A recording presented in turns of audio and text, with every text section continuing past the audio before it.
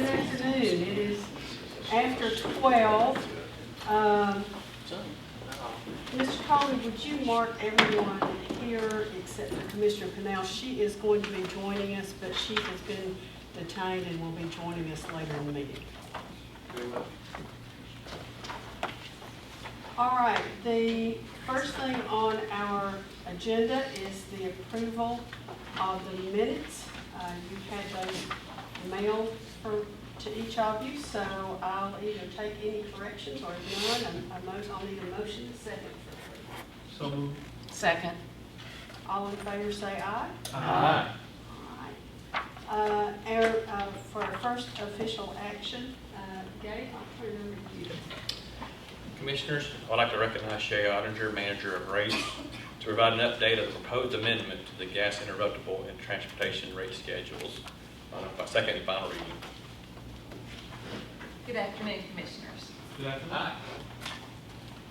You may remember that we were here last month when we discussed these proposed changes to our natural gas rate schedules. So because we did a full presentation last month and this is second reading, what I have for you today is just a summary slide. As a reminder, the gas rate schedules that we are proposing to change is the interruptible schedule, G7, and then also both transportation schedules, which are entitled G11 and G12. So the first change that we are proposing, again, is to increase the unauthorized gas penalty. So just the penalty portion of that charge. It has not been changed since 1982. It's currently $15, and we propose increasing that to $25, and we did benchmark that number. We also are proposing to remove the standby provision from the transportation rate schedules. Again, that's sort of a housekeeping issue. That provision has not been utilized. And then finally, we're proposing to close the G12 rate schedule in favor of having just a single transportation schedule, so the G11 will remain. We have 3 customers on this schedule, so we are proposing, first of all, to close it to new entrants, and then to provide a 2-year notice to those customers so that they and their suppliers have time to select another rate schedule. So again, if you approve this today, that would be the final reading, and this would become effective on October 1st. So I'll be happy to take any questions. Anyone have any questions?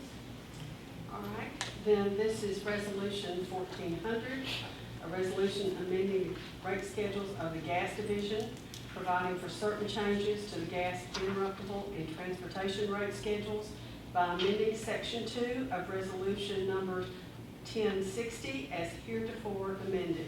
This will be the second and final reading. I'll need a motion this second. So moved. Second. All right, are there any members of the public who wish to speak on this resolution? If not, Mr. Cole, will you call the roll, please? Commissioner Askew? Aye. Commissioner Hamilton? Aye. Commissioner Herbert? Aye. Commissioner Simpson Brown? Aye. Commissioner Small? Aye. Commissioner Ward? Aye. Resolution 1400 is passed on second reading. All right, we'll go again for the president's report. Yep. Commissioners, a few months ago, if you remember, we did a presentation on energy efficiency workshops that we're now doing for the community. It was such a good success. I've asked Harley Bryant, Supervisor of Key Accounts and Customer Support, to come and demonstrate the water efficiency demonstration. So they have to take it from there. Right, yeah, as he said, we were here a couple months ago and talked about the energy and water savings programs we're doing and the presentations in the community, and kind of give you an abbreviated version of that, so we have an abbreviated version of the water. In the meantime, since that time, we've continued to do workshops in the community. With these workshops, we're giving out the kits for kind of get folks started on energy efficiency. We've done about 14, with last night, about 15 community meetings, and with a little over 400 people in attendance so far. We've got additional resources where we're kind of trying to advertise that, promote it as much as we can, kind of with some of the vehicle magnets going around town. So if folks are interested, they can contact us for scheduling a meeting in their community. And we've had a lot of requests, and we've also done some kind of abbreviated meetings for lunch groups and different things as well. We're also going to do some segments with WBIR, working with them. We'll have the first one of those coming up on October 7th, as well as in about 2 weeks we'll have a Green Home Summit down in Maryville, where we've been asked to come and help work with that, give us some energy efficiency tips, and have a booth there as well. And then the first actual public workshop that KUB is hosting, we'll do that at the end of October. And so we're working again with the city and with TVA.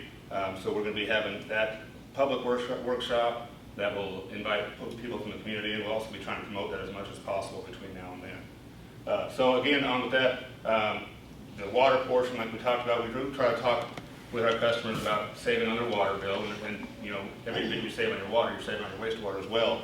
And so we want to try to make sure customers understand that. You know, in our area, the average customer uses 5 units of water in our area, average residential customer.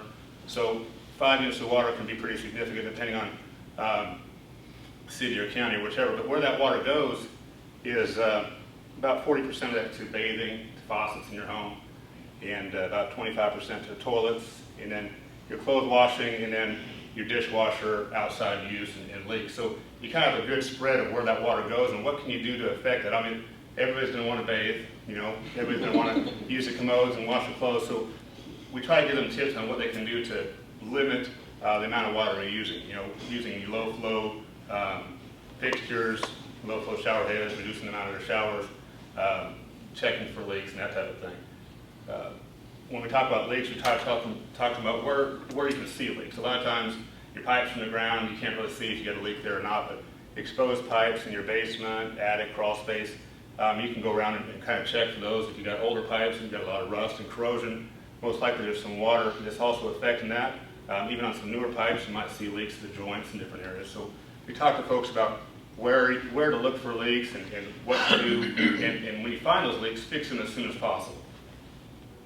Our new program we've got with our AMI meters, we've got a portal, and the portal kind of, people can go online and they can kind of see where their usage is at. They can set thresholds to kind of see is their usage being high or low. In addition to that, with these new meters, we've also got a program where we contact customers if they got 48 hours of continuous usage. So if that water's run for 48 hours, most likely that's not typical. And so that could indicate a leak. This is an example of a customer that they got a call on a Monday. Their water leak started on a Friday, and they got a phone call from our automated system. They went down, they found the leak, and they fixed it, and they were able to continue on with a lower bill after that. In our old program, we always notified customers in the past, whenever you have to bill. With our billing department, with our meters department, we give them a monthly, like a letter, hey, your usage was higher last month than typical. But over the course of a month, you can see if that continued on, that'd be a much bigger impact. So with this continuous consumption monitoring, it's really giving a good impact and helping people to see where that's at and be able to fix it quicker. This particular case was just a flapper on her commode, so it was about a $5 part, and that would have continued on, her bill would have been over $1,000. My own self, I actually got a call. I went to Florida earlier this year, last month, actually come back, and I had a phone call. I was like, man, I looked around all the commodes, wasn't a commode, looked outside, checked the water meter. You know, our water meters have a leak indicator, you can see if it's turning or not. That leak indicator was still turning. So I went in the crawl space. Nobody likes to go in the crawl space. I went down there, and there's my water heater. Just water is flying out of the water heater. But it was kind of a similar thing, just a couple days, and I knew about it. Had it gone on had I not got that phone call, I probably wouldn't have gone in the crawl space till the fall, and it would have continued on and continued to leak. So it's a good tool we're having. It's really good. I was telling Eddie earlier, it's good that we have that, these AMI meters, and a good program to follow up with that. So we do tell customers, once you have a leak, get it fixed as soon as possible, try to identify that, and try to find out where the leak is. And one of the biggest things we do see with customers is where those leaks show up. I got a display here. I'm going to show you some of these things. This is a water savings kit. Before I talk about the display, if you want to pass that around here, that's got with the water savings and energy program, we give out a kit for the water and a kit for the energy. We showed you that last time with the energy. But on the toilet, we try to tell customers what can leak. All these parts inside here can fail. They're all plastic. The old commercials take another look at plastic, right?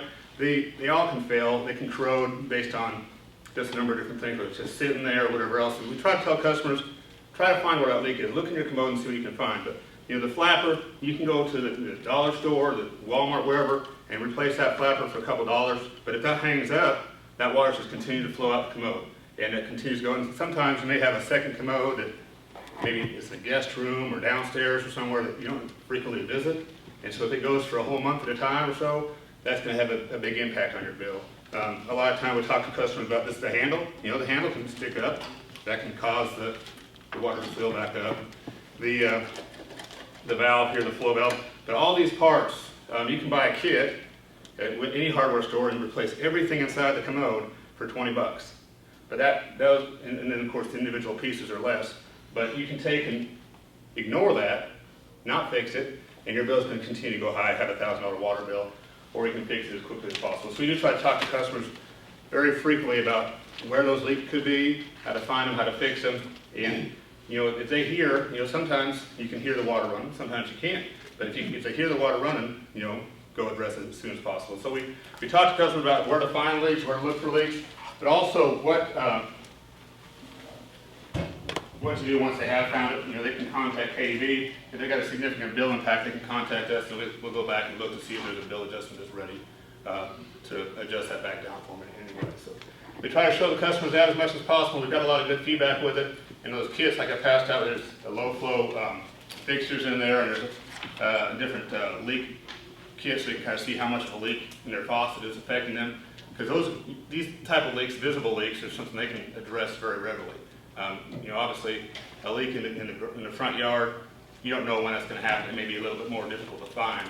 But a lot of times what we see the biggest impact to customers' bills is leaks like this with commode and pipes, water heaters, and whatnot. Did y'all have any questions about the water? I got one of those calls too, and it was exactly what you said. It was just a flap in the bathroom we rarely ever use, and I really appreciate it. Yeah, we've seen that quite a bit. It's a very good feature. So, what's the bill adjustment process like? So if someone discovers they have a leak and the bill is exorbitantly high, how do you go through that process? So we've got a couple different ways we address that with the new system and what we've done in the past. If KUB's notifying them of a high water bill or anything like that, we're following up with them from the beginning through our customer support department. Say, hey, looks like you got a high water bill. You may potentially have a leak. Once you find that leak, let us know once you got it fixed, and we'll go ahead and issue an adjustment with that proof of repair.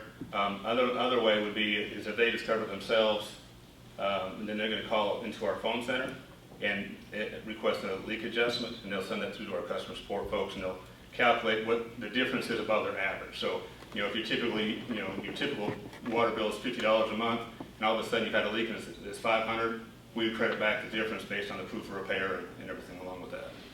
And you get one of those, how often?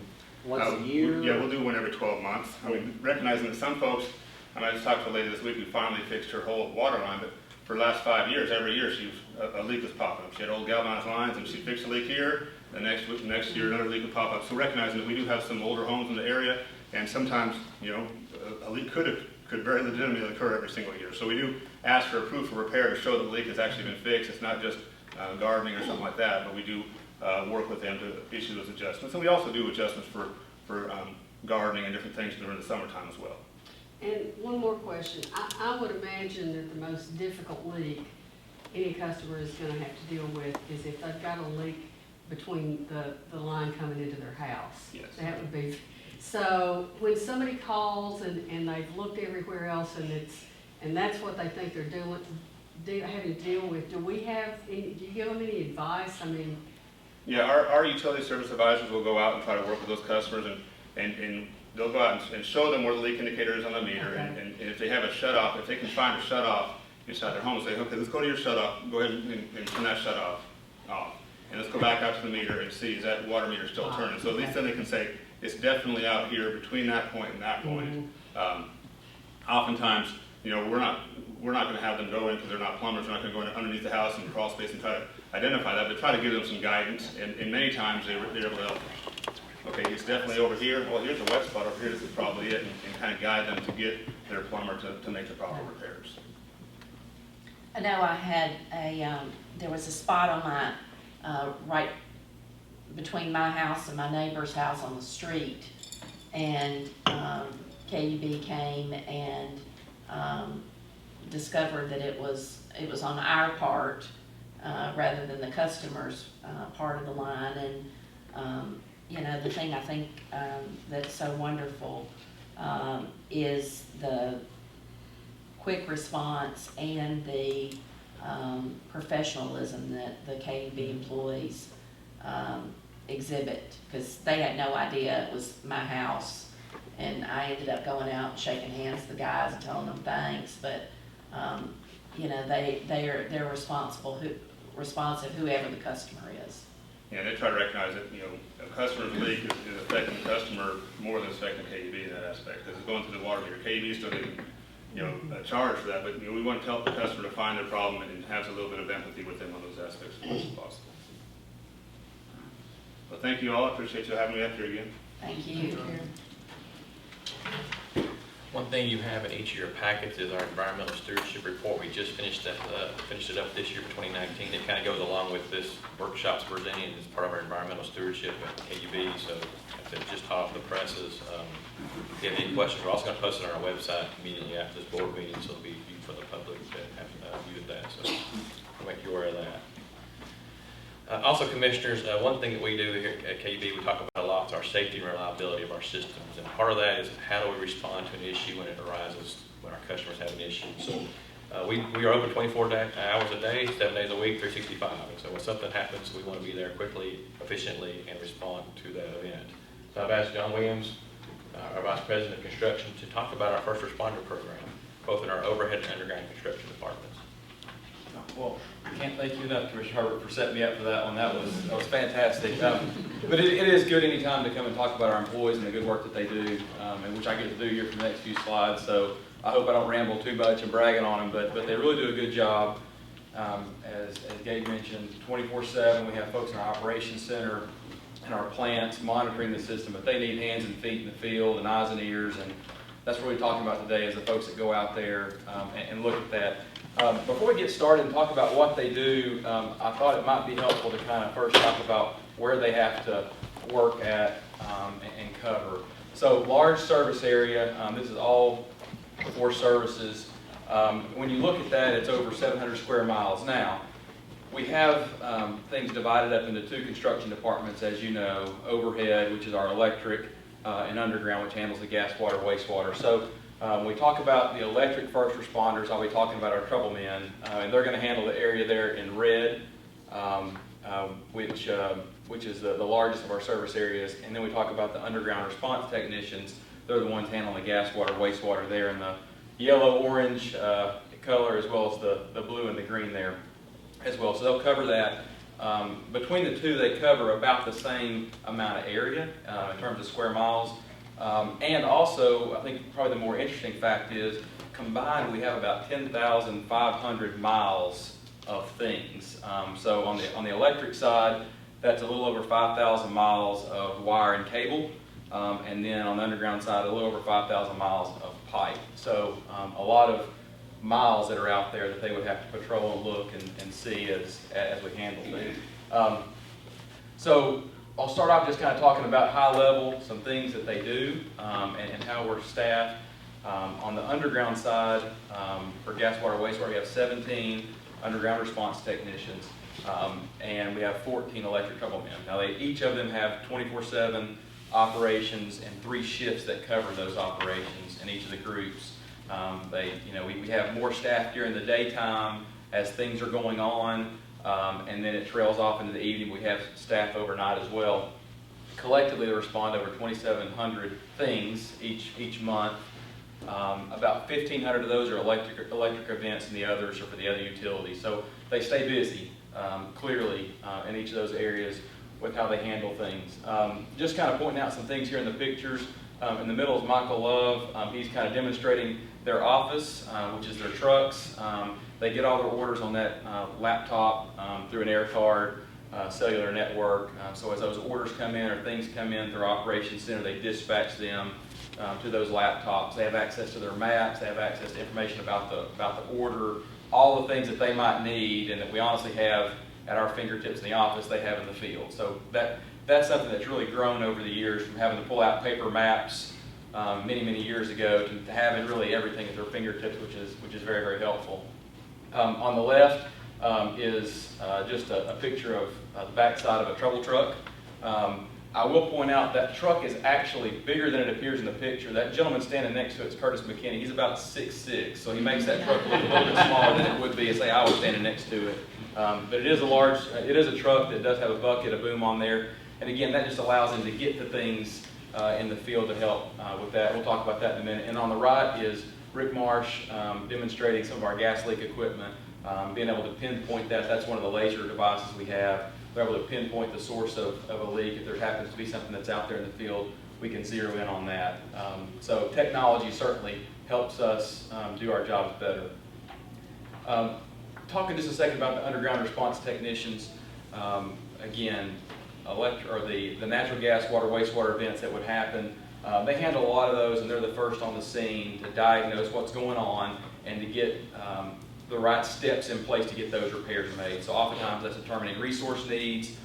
They work with our operations center to determine what things might need to be operated. In this particular picture, operating a water valve to be able to isolate that down just to minimize customer impact and to work through those things.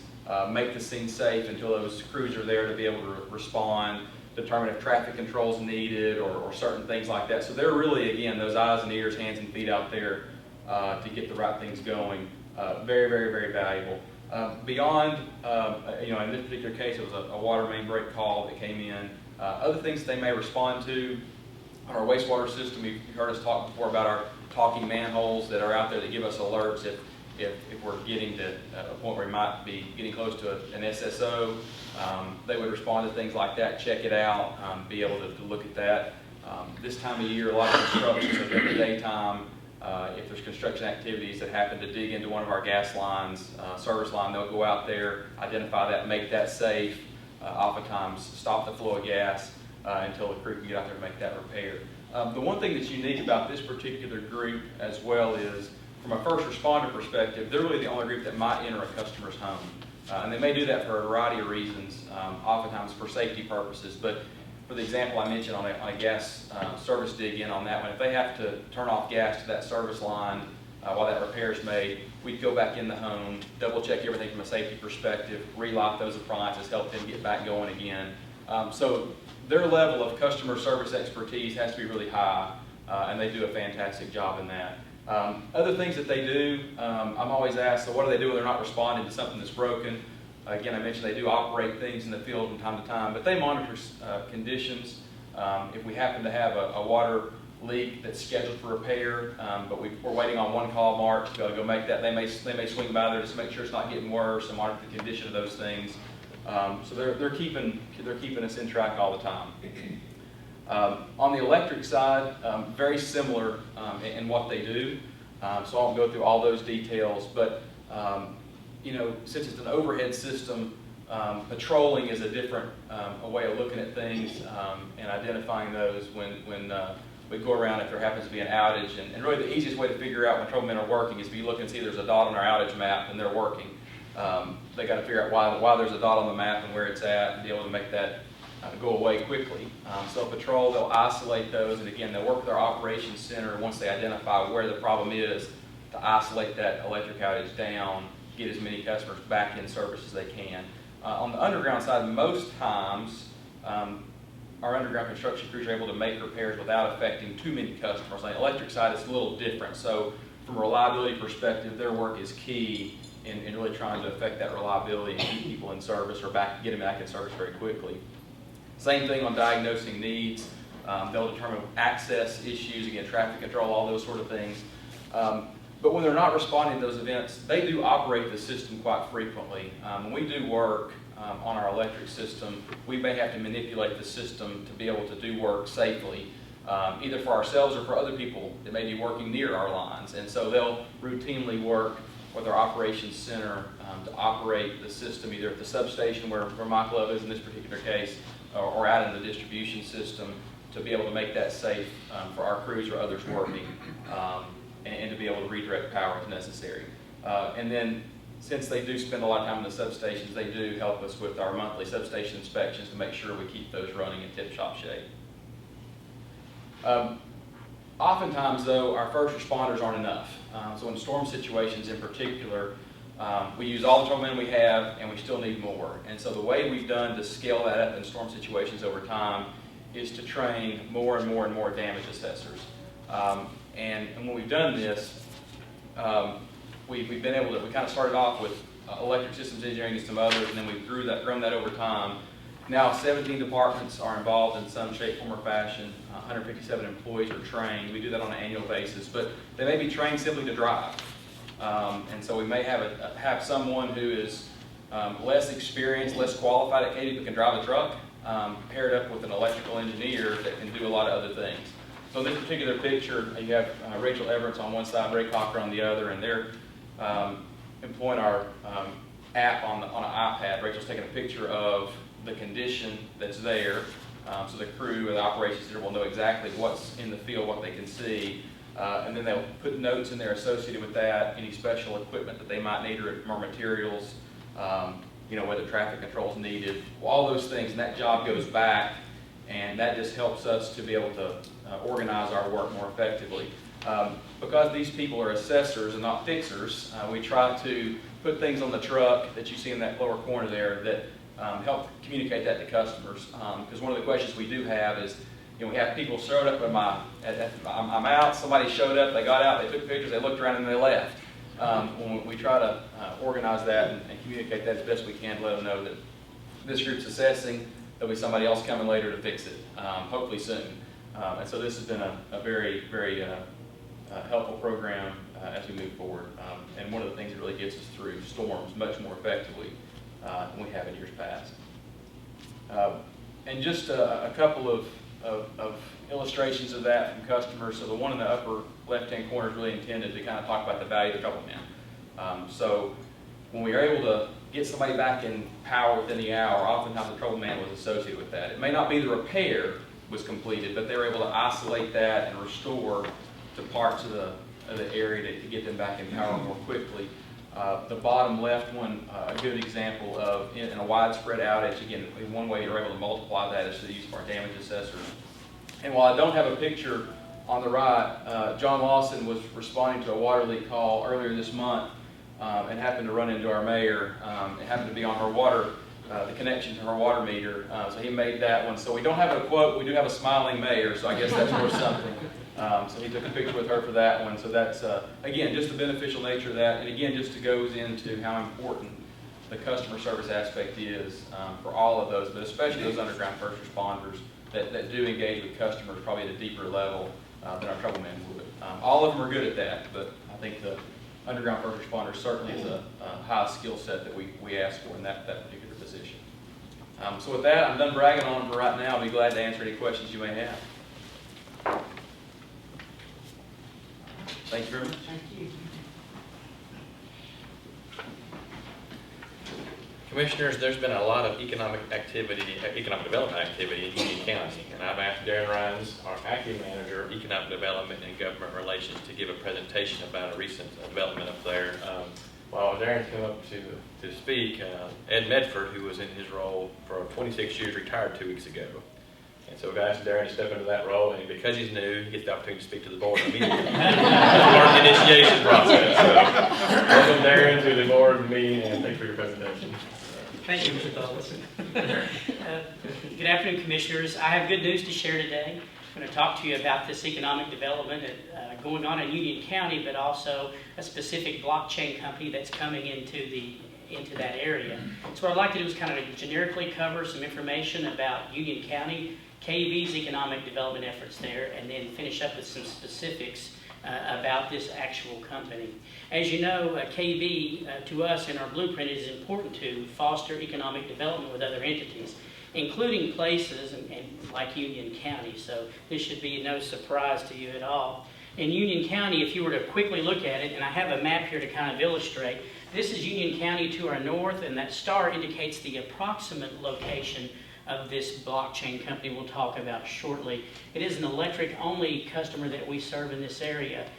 We have about 118 square miles of electric service in that area. We use about 356 miles of transmission and distribution lines and 3 substations to service the customers in this area. That 7,300 customers you see there really accounts for about 79% of all of the possible electric customers in Union County. Powell Valley serves the remainder of those customers.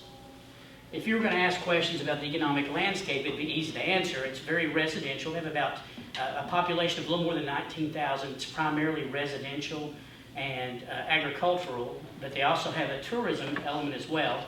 It's not surprising given the fact that you have Norris Lake there as well as Big Ridge State Park. It's really becoming more and more of a recreation destination in the area. There are several businesses who've really capitalized on that. One example would be the winery at Seven Springs. They've taken the concept of farm-to-table dining and combined it with sustainability and environmental efforts. And if you look up here, you'll see this solar array. This is a picture of one of the 2 solar arrays that they actually have on their property that generate about 100 kilowatts of electricity. So that's an important aspect for the area, but that's not all that Union County has. They do have 3 business parks that they try to draw attention to, and they have some light manufacturing. For example, DeRoyal has a presence there, as well as Clayton Homes in terms of small manufacturing. Union County has achieved a status with the state called 3-star certification. What this does is for rural counties, it enables them to acquire low-cost loans and additional economic incentives to try and attract customers, and that's what they continue to do. So what does KUB do in this area in terms of support? Well, it goes back, as you would imagine, to our Century 2 program. It's been instrumental. We've actually, over the last few years, revitalized all the substations, as well as replaced poles and transmission and distribution lines. By doing that work, we increased the capacity of the substations in that area by 32%. Now that's tremendous and important because it really encourages this concept of creating growth, and it becomes attractive to businesses like the one we're going to talk about here shortly. Because we made those changes, what it did is it made it much easier to access that capacity for these types of customers. What that also does for us is it enables us to strengthen the resiliency of the system, and then all those improvements add up to increased payment in lieu of taxes to the tune of about $385,000 to Union County and the cities that are found therein. That's not all we do. We do have some specific financial funds that we provide. As you know, we have an economic development fund, and we've taken a $5,000 grant and invested that in improving the lighting for the facilities at Wilson Park. That's kind of the centerpiece park for the entire area where they hold festivals. And then more recently, a $50,000 grant to aid the county as it continued to work with this blockchain company to come into the area. And speaking of that blockchain company, it's called Union Data. It's actually a subsidiary of a larger group called Grid Infrastructures, and they do a lot with artificial intelligence research, particularly in this facility that's going to be here. Well, what does that mean? If you look at this picture, you see these stacked data modular buildings that host these, they're almost like servers. These buildings are called ant boxes, and inside those ant boxes you have what are called ant miners or data miners, and these are like computers that process this data. And they use this data to calculate lots of transactions and calculations in this work. What does that mean to KUB? It means a lot of power use.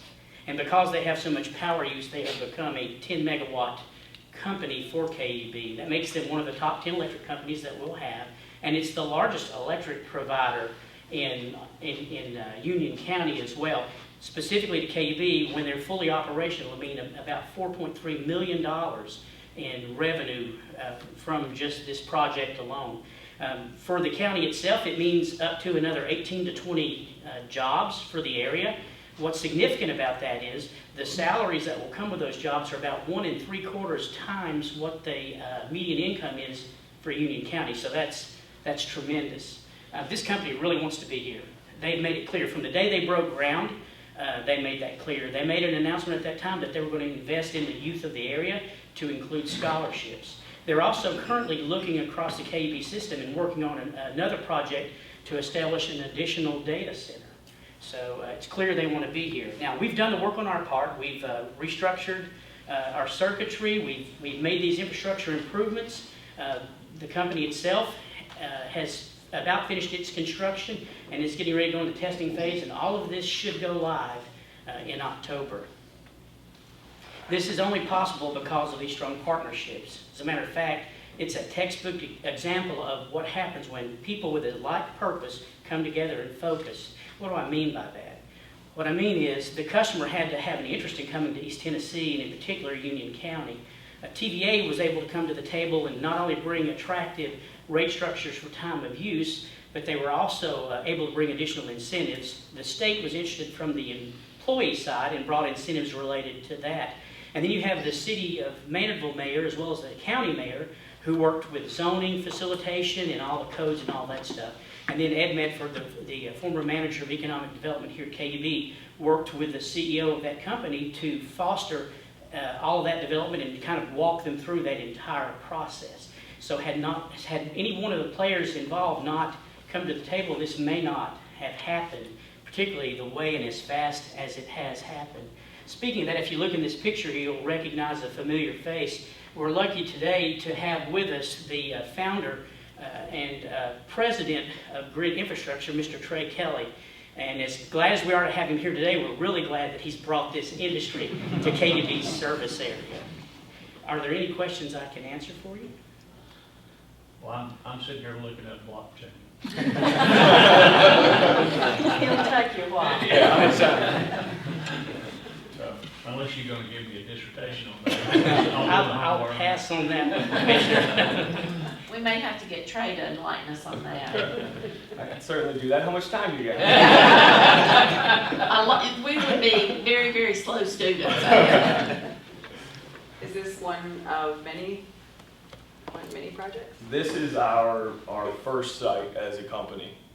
So we survey not just KUB service territory, TVA service territory. We looked all across the U.S., actually Canada and across some other countries in the world looking for, our business is not power, but it is so significantly reliant on power and reliable, lower cost power and creative solutions to get there. And so while it wasn't the cheapest power on the planet, it is one of the requirements for us is to meet a certain level. The people and the process to be able to see this through gave us a lot of confidence, not only in KUB, but that Union County was the right place to kind of plant our flag initially as to where we could make an impact. But also, it's a great overlap where it's the only Tier 4, which is the most economic need county that surrounds Knox County. There's 7 counties around Knox County. And so to get the ability to make an impact, but also KUB's reliability and professionalism around the utility, it made for a no-brainer for us to be able to partner with KUB. So we're super grateful. Thank you. Yeah, welcome. Appreciate you Glad coming. to have you. Thank you. Thank you very much. Thank you. All right, next on our agenda, I'm going to recognize Commissioner Herbert for the nominating committee report.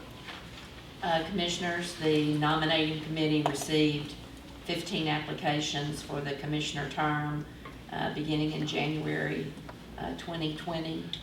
The next step is for the committee to conduct interviews, and those interviews are going to be scheduled prior to our next board meeting.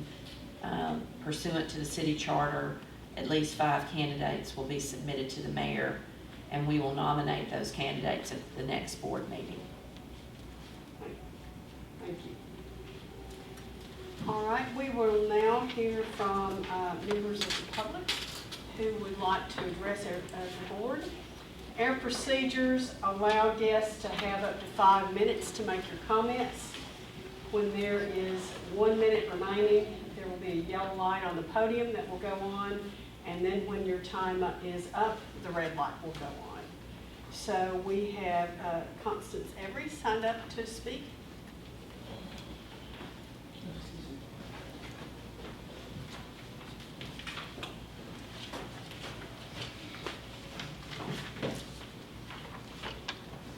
Start when I start? Yes. Or do we start the first? I got it. Okay, cool. All right, so glad to hear some of the good things that KUB has been up to. It's very good to hear that. It's always refreshing to be able to take that information back to the community because that's the biggest concern. My name is Constance Every. Some of you may know I have nonprofits that represent the underserved, underprivileged, and marginalized communities. I've saw and heard some things about some of the great things that you all have been working on. However, there are still many concerns coming to the table.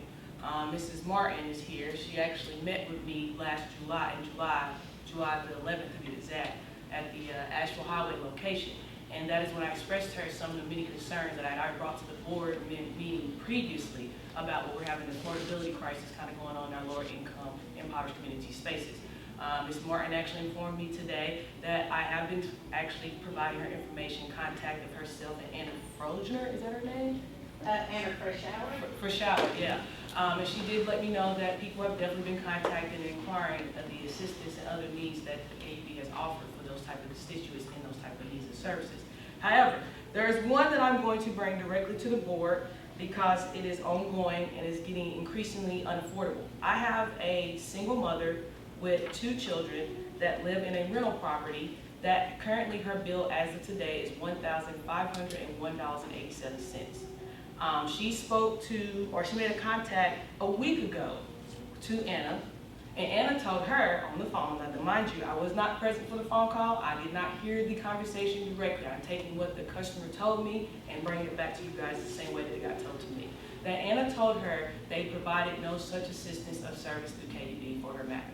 Now, I knew that wasn't true because I knew I spoke to Ms. Tiffany. So I was like, okay, well, let's try a different contact. That's when I gave her Ms. Tiffany's number. Supposedly on Tuesday, she contacted Ms. Tiffany's office, but Ms. Tiffany was unavailable, and she spoke to Amanda, who was the supervisor rep. She informed Amanda that the bill had been gotten to $1,500 and that she was not understanding why her bill was so high because she had checked her own water lines and was not foreseeing a perceived leak. She then requested for a smart system test to run through the house to see if they could identify a possibility location of leak. She told me that, quote unquote, Amanda denied the smart test, but did tell her that she could run through her last couple bills to see if they could look through the billing process to see where she was spending her most money. From that review of billing, she found that energy was where she was losing all her money, electrical loss was the loss.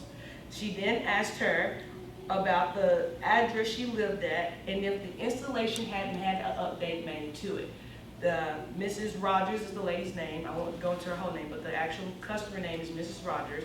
Said that she informed her that the property that she was staying at was a rental property, that she did not own it. It was a landlord-lease kind of relationship.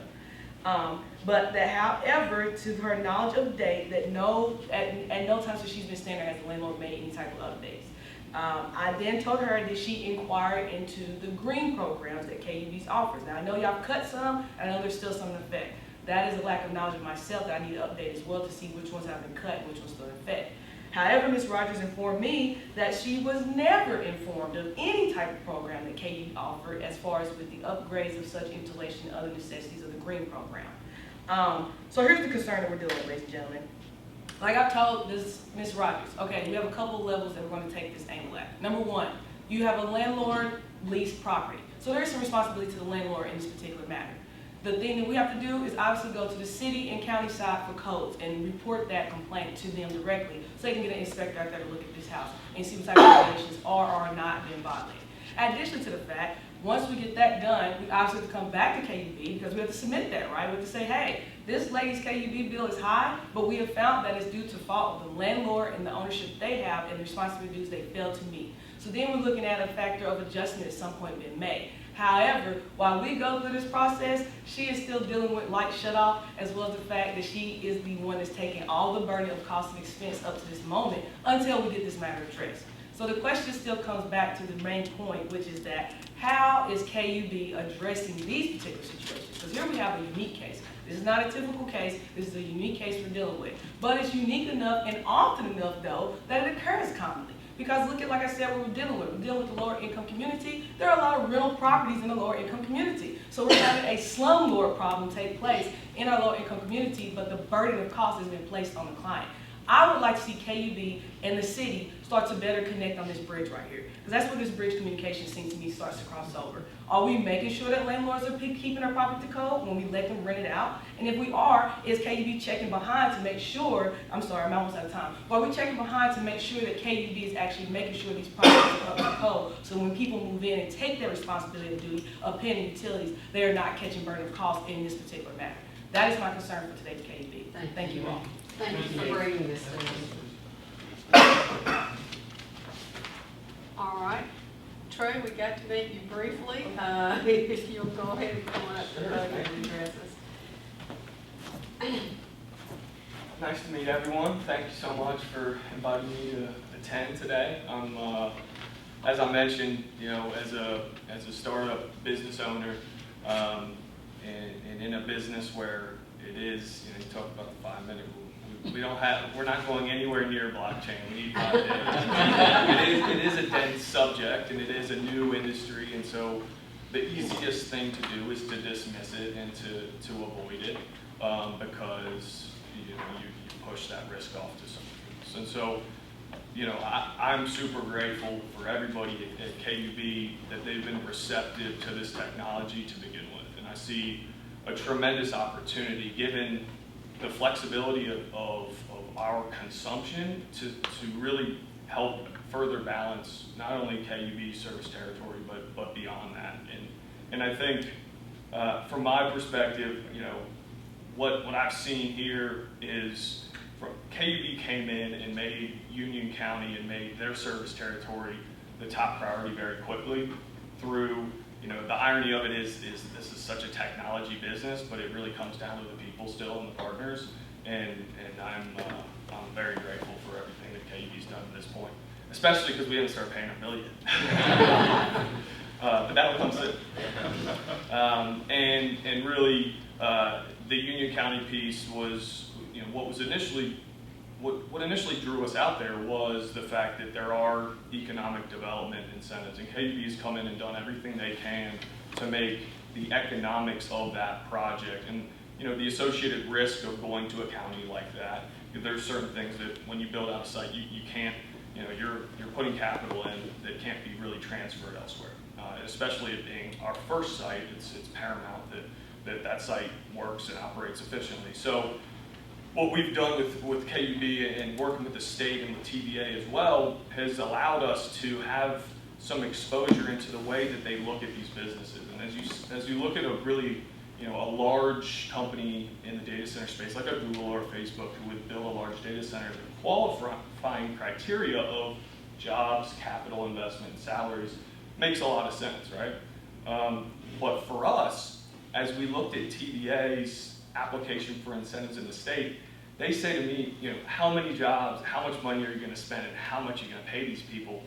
And we give estimates because it's in your best interest to give estimates, but really it's as little as possible. And I say that kind of jokingly, but really because what you do in over-committing as a startup versus a Google or Facebook, it's very different.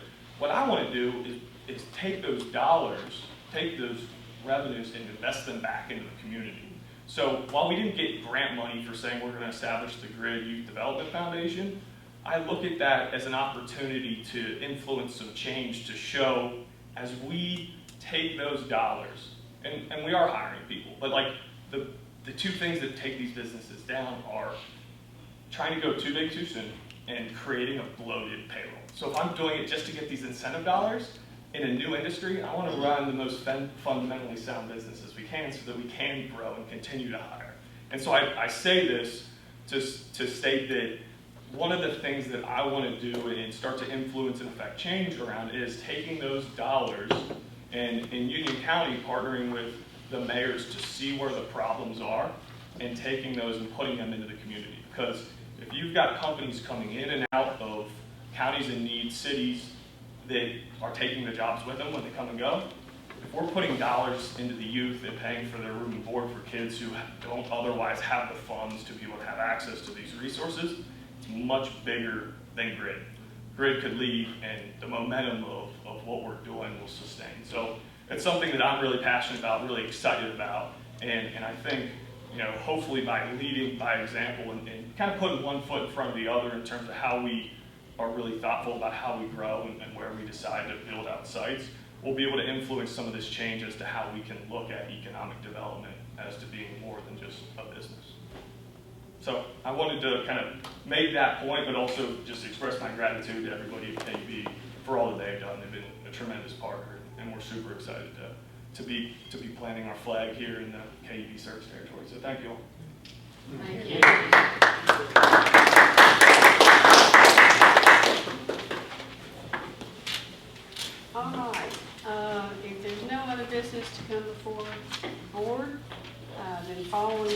adjournment of the meeting. We will have a lunch session across the hall that is open for the public to observe.